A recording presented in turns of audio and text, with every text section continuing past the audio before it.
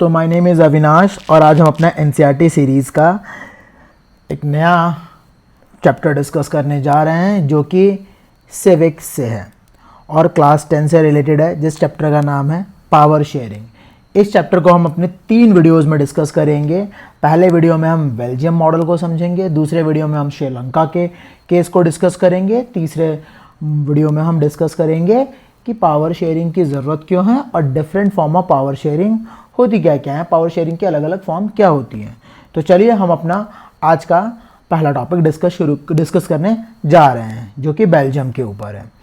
ठीक है, तो अब देखिए पहले में पावर शेयरिंग में एक बेल्जियम की स्टोरी डिस्कस की गई है। तो सबसे पहले हम बेल्जियम से रिलेटेड थोड़े फैक्ट देख लेते हैं। बेल्जियम कौन से कॉन्टिनेंट में है? बेल्जियम यूरोप में एग्जिस्ट करता है। बेल्जियम का कैपिटल ब्रुसेल में है और बेल्जियम 4 अक्टूबर 1830 को आज़ाद हुआ था, यानी बेल्जियम को इंडिपेंडेंस मिली थी कब? 4 अक्टूबर 1830 को। किससे मिली थी इंडिपेंडेंस? नीदरलैंड से। और अगर आप बेल्जियम के बॉर्डर्स देखेंगे तो बेल्जियम के नॉर्थ में जो बॉर्डर है वो है, नॉर्थ में जो कंट्री है वो है नीदरलैंड, ईस्ट में जर्मनी और लग्जमबर्ग है, साउथ में फ्रांस एग्जिस्ट करता है। और एनसीईआरटी में इस कंट्री की जो कंपैरिजन किया गया है भारत के किसी एक स्टेट से किया गया है, वो स्टेट क्या है? ये हरियाणा स्टेट से कंपेयर किया गया है पॉपुलेशन वाइज। हरियाणा की पॉपुलेशन जो है क्या है? बेल्जियम से दुगनी है। अगर आप देखेंगे तो क्या लिखा है? बेल्जियम की पॉपुलेशन जस्ट 1 करोड़ है जो कि हरियाणा के लगभग हाफ पॉपुलेशन के बराबर है। और ये काफ़ी पुरानी डेटा पर मेंशन किया गया है, ये आज तो हरियाणा की पॉपुलेशन बदल चुकी होगी।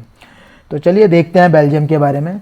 तो अगर आप बेल्जियम देखेंगे, बेल्जियम का पॉपुलेशन कंपोजिशन, तो बेल्जियम में 3 लैंग्वेज स्पीकिंग कम्युनिटीज़ रहती हैं। सबसे पहले डच स्पीकर जो कि बेल्जियम में 59% है। और बेल्जियम को 2 पार्ट्स हैं, आप देखेंगे ऊपर फ्लेमिश रीजन है, नीचे वलोनिया। तो फ्लेमिश रीजन में कौन रहते हैं? ये सारे के सारे डच स्पीकर्स रहते हैं।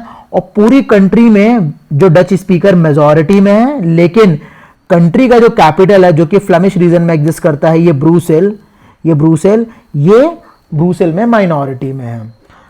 दूसरा बात देखते हैं फ्रेंच स्पीकर जो कि पूरी कंट्री में 40% है और वलोनियन रीजन में रहते हैं। और देखेंगे कंट्री में माइनॉरिटी में है, लेकिन ब्रूसेल जो कि बेल्जियम का कैपिटल है उसमें ये मेजॉरिटी में है। और जर्मन स्पीकर्स जो हैं वो पूरी कंट्री में 1% है और वलोनियन रीजन में इधर रहते हैं, वलोनियन रीजन में यहाँ रहते हैं। ठीक, ब्रूसेल का कंपोजिशन देखेंगे तो ब्रूसेल में जो फ्रेंच स्पीकर्स हैं वो 80% हैं और डच स्पीकर्स कितने हैं? 20% हैं। तो चलिए मैं आपको इसको मैप में थोड़ा सा दिखा देता हूँ जिससे आपको जल्दी से क्लैरिटी हो जाए। तो देखिए ज्योग्राफिकल डिवीजन, तो सबसे पहले देखिए ये जो है पूरा रीजन, ये फ्लेमिश रीजन है। ये देखिए ये फ्लेमिश रीजन है और ये वलोनियन रीजन है। तो इस पूरे फ्लेमिश रीजन में कौन रहता है? डच स्पीकर जो कि 59% है। और ये है वलोनियन रीजन। इस वलोनियन रीजन में कौन रहता है? फ्रेंच स्पीकर जो कि 40% है। और ये जो लोग दिख रहे हैं आपको, ये दिख रहे हैं कौन कौन से? ये हैं जर्मन स्पीकर जो कि कितने परसेंट है? 1% है। और ये क्या है? ये बेल्जियम का कैपिटल है जिसका नाम ब्रूसेल है। और ब्रूसेल में 80% फ्रेंच स्पीकर है और 20% डच स्पीकर है। यहीं से ना आपको प्रॉब्लम भी दिखाई देने लगी होगी कि बेल्जियम में प्रॉब्लम क्या है। तो चलिए हम डिस्कस करते हैं कि बेल्जियम में प्रॉब्लम क्या है। सबसे पहले देखो बेल्जियम की प्रॉब्लम मैंने स्टेप बाय स्टेप कर रखा है, आप इसका स्क्रीनशॉट जरूर ले लीजिएगा, आपको आंसर राइटिंग में काफ़ी हेल्प होगी। ठीक है, तो देखिए बेल्जियम की प्रॉब्लम देखो कि बेल्जियम के अंदर पहली प्रॉब्लम देखेंगे जो फ्रेंच स्पीकर हैं वो कौन है? रिच कम्युनिटी है वहाँ की, रिच और पावरफुल। ठीक है, और बेल्जियम में जो डच स्पीकर कम्युनिटी है उनको जो भी इकोनॉमिक बेनिफिट मिले हैं वो फ्रेंच वालों से काफ़ी लेट मिला है। लेकिन ये जो डच स्पीकर है ये मेजॉरिटी में है, यानी नंबर्स में ज़्यादा है, इसलिए ना अपनी मेजॉरिटी का फ़ायदा उठाना चाहते हैं और पूरे बेल्जियम पे अपना डोमिनेंस एस्टैब्लिश करना चाहते हैं। इसी चीज़ का अपोज फ्रेंच स्पीकर करते हैं। लेकिन अगर आप बेल्जियम की प्रॉब्लम को समझेंगे तो यहाँ पर तीसरे पॉइंट से समझना शुरू करिएगा।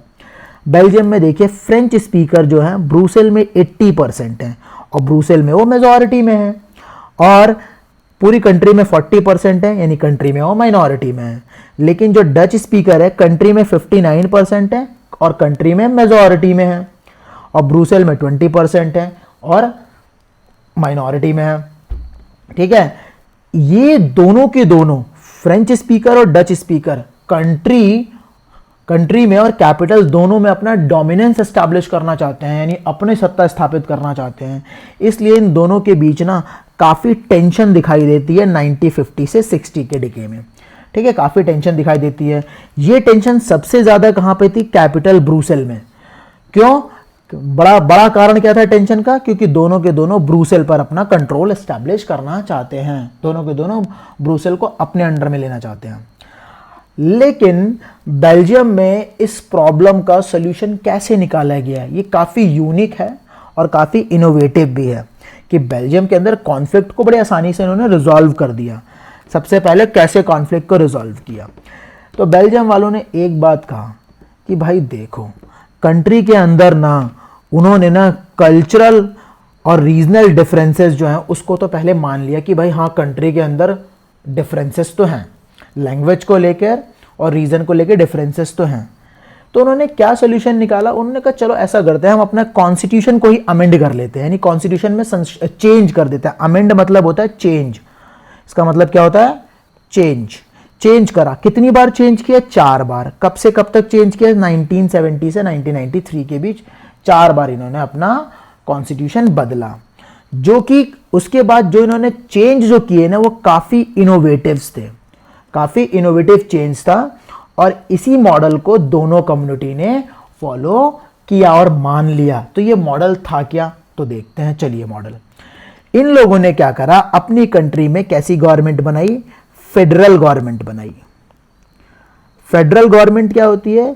जहां पर जनरली 2 या 2 से ज्यादा लेवल की गवर्नमेंट होती है। जैसे एक होती है सेंटर गवर्नमेंट, दूसरी होती है स्टेट गवर्नमेंट, लेकिन 2 लेवल की होती है, 2 से ज्यादा लेवल की भी हो सकती है, जैसे भारत में लोकल गवर्नमेंट भी है। तो ऐसा मॉडल अपनाया। तो बेल्जियम वालों ने जो सेंटर गवर्नमेंट बनाया उसमें कहा कि जो डच स्पीकिंग मिनिस्टर हैं वो फ्रेंच स्पीकिंग मिनिस्टर्स के बराबर होंगे। Dutch speaking minister French speaking minister के बराबर होंगे, ठीक।